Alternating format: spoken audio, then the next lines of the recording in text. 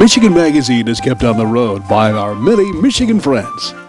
Cops and Donuts Bakery, downtown Clare, a winning combination. Cops and Donuts. Cops and Donuts Bakery, downtown Clare, what began as a crazy idea among 9 police officers to purchase the historic Clare City Bakery quickly became an international phenomenon, carrying on a Michigan tradition with delicious donuts, pies, pastries, breads, original coffee, and more, plus a full menu at the new adjacent traffic stop diner. Downtown Clare, a winning combination. Cops and Donuts. The Michigan-made rebounding mailbox pole. Never again worry about the winter snowplow taking out your mailbox with this ingenious rebounding pole. Your mailbox takes a hit and keeps coming back year after year. Call now or visit their website, toughmailboxes.com. Coming up on Michigan Magazine, we learn how to maintain the deliciousness of Grandma's dinner table with Heirloom Gardens and the Seed Saver program. Then, believe it or not, the holidays are approaching fast. We're heading to the Rooftop Landing Reindeer Farm in Clare to see how Santa's reindeer are doing. And then we catch up with an actual wagon train that's traversed Minnesota and Michigan. It's all coming up on Michigan Magazine. Experience the beauty, artistry, and taste of Northern Michigan. Come to Amish Country Natural Products on Mount Tom Road, north of Mile, just off M33. From arts and crafts to fresh foods and vegetables, all natural, all local, all good. Stop by and get acquainted with Amish Country Natural Products, 1454 North Mount Tom Road, Mile. The Cedar Tavern and Grill of Lupton, where friends come to meet friends and families come for delicious food and a wholesome atmosphere. Come relax with your favorite beverage or bring the crew for a great meal and live entertainment. It's happening now at the Cedar of Lupton. It's nearly fair time again in Michigan. Dozens of county fairs throughout the state will be drawing thousands of Michiganders to their annual events that celebrate the best of the best in crops, canning, livestock, and fun. There'll be ribbons and trophies awarded for excellence in participation and promotion of the local agribusiness. This year, Michigan Magazine spotlights the Ogama County Fair, and on this edition we feature the fair's unique Heirloom Garden that's planted with historic antique seeds, handed down generation to generation, and distributed by a wonderful organization dedicated to saving seeds of yesterday, called the Seed Savers Exchange. Today our visit is with Master Gardeners Roy Eli and Dick Bott at the Evans Heirloom Garden, located adjacent to the beautiful pioneer village of the Ogama County Fair, where Dick began telling us of the rare seeds he's collected, planted, and is now growing at the garden as it may have been growing in pioneer days. This turnip here, wow. Now of course, in the old days, they grew more varieties or more crops that they could keep easily, like in a root cellar or something. They didn't have freezers. Canning was a little inconvenient, but so you'll see in the garden this year, I'm trying to be more authentic, and the garden this year reflects better the kinds of crops that would have been grown. Would have been growing in that say, for instance, the turn of a century, very few people would even have grown tomatoes at that time, because they were popular with certain ethnic groups, but the Germans and so on up here probably would not have grown tomatoes until later. Right. But so this is one here. This is the purple top strap leaf. This is a very popular one at the time. The rutabaga back there, the bigger one, quite closely related, of course, to turnips. This sweet corn behind us here. Oh my! This is an interesting sweet corn. It's actually an old Indian variety called Black Mexican, and when it's in the milk stage for use as sweet corn, it's white, but when the seeds dry, it turns black, bluish black and black, and thus its name. It's taken some time to get these seeds together, and well, I mean, when you first started here, it's grown quite a bit since the starting of this garden here, wasn't it? You've come a long way. Well, actually, the big change has been that we designed it better, and it's more authentic this year than it was last, and certainly more than the first year.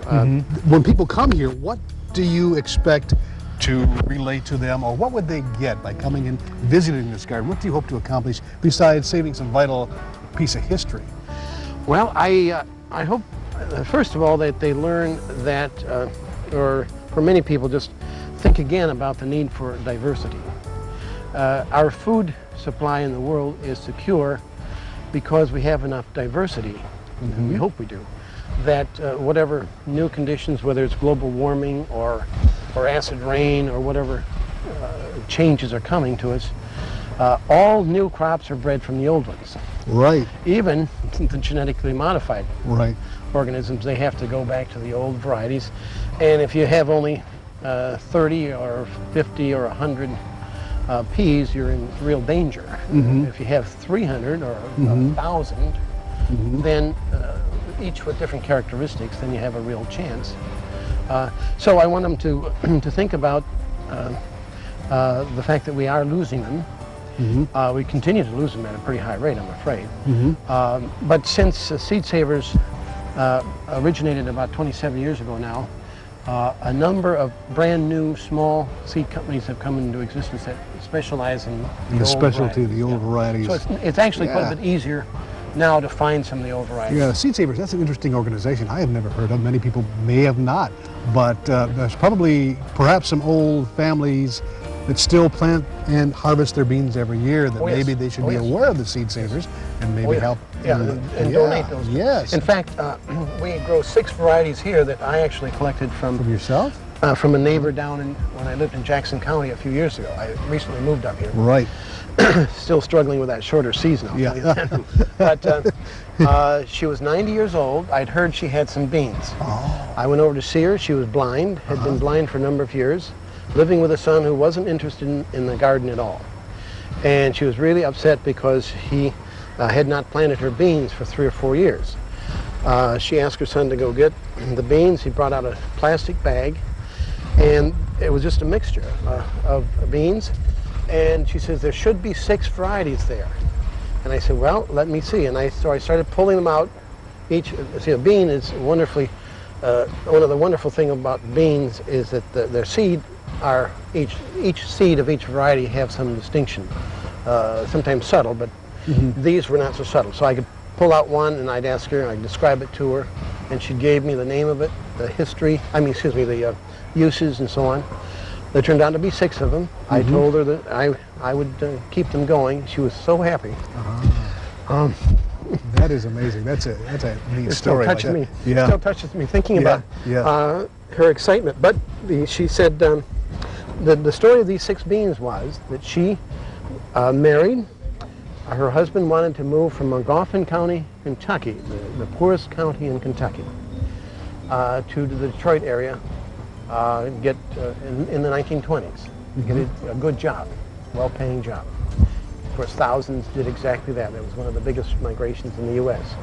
And so they came up. The day she left, her mother gave her these 6 beans and said, Effie, her name was Effie Neely, Effie, if you grow these 6 beans every year, your family will not starve. And that was in the 20s. I collected them in 1983. She kept them going all those years. Amazing. And that's not a unique story among the seeds that Seed Savers have collected. Right, that is amazing. So all 6 of these are now added to the Seed Saver collection at our Heritage Farm out in Iowa. That's a Heritage Farm in Iowa. Yes. that they keep them going. Yes, we have a very sophisticated storage system. We grow out. So they have to be grown out about every 10 years to keep them fresh. And so we grow about 1/10 of our collection. We now have 22,000 vegetable varieties that we keep. That's amazing. Now this Master Garden, I want to, Roy, tell me, I mean, you're a volunteer with the organization and a Master Gardener. Tell us, you must come amongst people who are kind of surprised to see what we have here at Ogama County, aren't you? This is an amazing garden, and it's one of the prestigious gardens that the rest of the Master Gardeners want to donate their time to, because it is unique, and because of the fact that Dick is so knowledgeable and is willing to share his expertise with everybody. We have probably about 40 Master Gardeners throughout the county that are very active, and most of them will spend some time out here volunteering some of their time in the garden. And this is one of the things that everybody wants to get their time in out here, and the other 7 or 8 projects kind of go a little bit less attended because of this, but this is one of the real nice ones out here, and it's something that people can come back and see the heritage of what was in the area, especially now since we have the Evans addition to it. And it's good to see that these people understand that these are not something that is universal throughout the United States. It's something that originated here. And Characteristic to this county, that's this correct. area. Yeah. Yes. That's amazing. Well, we wish you all the best of luck. And if anybody wants to become involved in the Master Gardener Project, how do they do it? How did you become involved? Did you just happen to see the garden, or become involved through your love of gardening, or through MSU? I've been a gardener for a number of years, but I was never a master gardener. I was hired as the home horticulturist, master gardener coordinator about 1.5 years ago in the county, and I was not a master gardener at the time, but I did finish the class with the last class that went on. And we have another class coming up in the fall, which will be 25 to 30 new people, which will again give us some more expertise around the county. Yeah. What an amazing garden, a true piece of living history at the Ogama County Fair. If you'd like more information on becoming a Master Gardener, you can contact any local Michigan State University Extension office. There's one located in every Michigan county. Or stop by the Ogama County Fair during fair time this August. A big thanks to Master Gardeners Dick Bott and Roy Eli and the Ogama County Fair for their continued efforts in producing one of Michigan's finest county fairs. Michigan Magazine is being brought to you in part by Hale Hardware, your do-it-center in Hale, Michigan. Much more than a regular hardware store, providing everything you need for whatever your project is, along with a knowledgeable sales staff to get her done. Serving Northern Michigan since 1946. Hale Hardware, south of M65 at Ainsley in Hale. Shopping for that special person just got easier when you shop at Rose City Drug at 2640 North M33, just south of the Rose City city limits. You'll find gifts for everyone on your list from 1 to 100. Shop online or in person at Rose City Drug, Rose City. Believe it or not, Christmas is right around the corner. Instead of months, we're looking at weeks until jolly old St. Nick and the true spirit of Christmas breaks over the horizon with wishes of peace on earth and goodwill toward men. And like last year, Michigan Magazine will be keeping an eye on Santa and his reindeer as they make appearances throughout the state. Rooftop Landing, just south of Clare, is where many of his reindeer summer and practice for the annual trek, as Santa and helpers from throughout the Midwest will make their way to the ranch to check up on the herd. Everyone is welcome to Rooftop Landing to see as the magic comes alive. Rooftop owner Dave fills us in on the latest. This October we're going to have our biggest event ever. We're going to have a meeting of Santa Clauses here. There will actually be over 100 Santas. They're members of the Michigan Association of Professional Santas. Okay. From all over Michigan. There are quite a few coming from out of state even this year. And they come up and they have a meeting here, but each Santa Claus gets to have their photo taken with different members of the reindeer in different poses around the farm here. And we do this and they use them for their own promotional use. Okay. We provide this at no charge to all the Santas. They come up and have lunch and they stay for the day. They'll mingle with our crowd here throughout the day. It's a great time for us. That's the biggest event we have during the year. And we really enjoy it. This year we're going to have something a little special. We're going to have a veterinarian here that's actually going to do physical exams on the reindeer and get them ready for their big flight this Christmas. There you go. It'll be all set. We'll be using Dr. Brenda, and she's our house vet here. Okay. And we think a lot of her, and she's the best there is. So this is a chance for the kids to come out and see Santa and his many helpers. So it's going to be kind of hard to tell who the real Santa is. They're all real Santas. That's correct. There's only one true Santa that's here. The rest are all his helpers. And like I said, you'll see these Santa Clauses at all the malls and shopping centers and parades and stuff throughout Michigan. We have Santas that'll be here that work at Disney World. We have Santas at Greenfield Village in Detroit. They pretty much do all the events. A lot of them have been on TV and movies and such. So it's a great group of guys. They're a lot of fun to be around. Most of them will be, or a lot of them will be staying in town at the Doherty over the weekend. Okay. So you might see them wandering around downtown Clare. And they just have a good time when they come up here. So we're looking forward to it from 11 a.m. to 5 p.m. All right. So you come on out and enjoy yourself. Go on in and you can have a picture taken with any Santa or helper that you'd like. That's right. Get your picture taken in the sleigh with a reindeer. We have cops and donuts here providing the sweets. And it's a good time for everybody. Yeah, it's really fun. We've been here last year. We were just astounded by all the spirit that is in there. Ho, ho, ho, all the way. It really kicks off the season for us. It sure does. Okay, and your reindeer will be going all over the state, and they'll start their journeys when? They start the first weekend of November. We start traveling with them. Okay. Right now we've got a little over 100 events booked. About 110, 115 events is the most we can squeeze into the schedule. So we got a few openings left. But a lot of places we've done for 20 some years and more. Greenfield Village, Meyer Gardens, Grand Rapids. The little city of Brooklyn, Michigan, down where MIS is. We've done that. I think this is our 24th year doing an event down there at the Christmas time for the Chamber of Commerce. So there's a lot of places like that. We're in Grand Rapids every day. We're in Detroit every day. We've got all the reindeer out traveling. But we've always got reindeer here on the weekends to meet the crowds. There you go, and you'll have a schedule up online, I'm sure, about when the reindeer, where they're going to be going. And so on our website, we'll have our complete schedule there so people can look and see when we're coming to their area. So there you go. Mark it on your calendar at the Rooftop Landing Reindeer Farm south of Clare at 2706 East Stevenson Lake Road. Bring the kids, kids at heart, and leave with the spirit of Christmas. We'll see you there.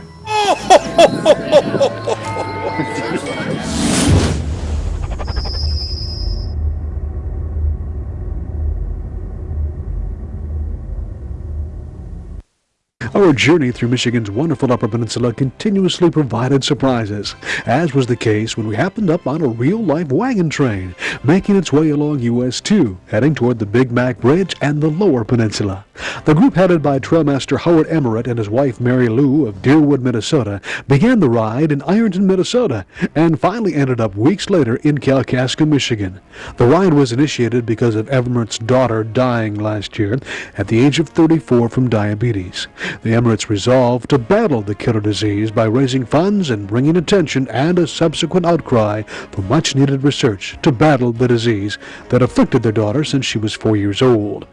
We caught up with a train just north of the Big Mac Bridge. How many people are involved in the train here altogether? Well, let's see, we've got 6 wagons. We've got probably about 25 people right now. And the weather had a big factor. We had a lot more than that signed up, but the weather was a big factor. We only had 7 or 8 days of sunshine on the way over here. My goodness. Since we left on the 8th of May. Oh. Have you found out anything that you didn't realize was involved in a wagon train? Well, yeah, there's a lot involved that you don't realize. Of course, I've been working with traffic and so on and so forth. The horse didn't know too much about wagons and that, so we had a little problem there to begin with. But everything's getting straightened out now. It's working itself out and going real smooth now. Yeah, we run across a few problems that you wouldn't have ran across in the days of the wagon trains. Now with the traffic, you've got to cope with a little bit too, don't you? Oh yeah, a lot of traffic, a lot of traffic. What kind of reception have you been getting as you cross the state and through the countryside from people? Pretty supportive? I was really disappointed at home that we didn't get more input from local people when we left. My goodness. But the farther east we got, the more we got, and when we got into Michigan, it was just absolutely fabulous. Right. You couldn't ask for anything better. With those thoughts, we left the train much more knowledgeable about diabetes and the Emirates' hopes and dreams. We became also much more aware of the wonderful, caring people we seem to have in our home state, a spirit that lives in Michigan's Upper and Lower Peninsula every day.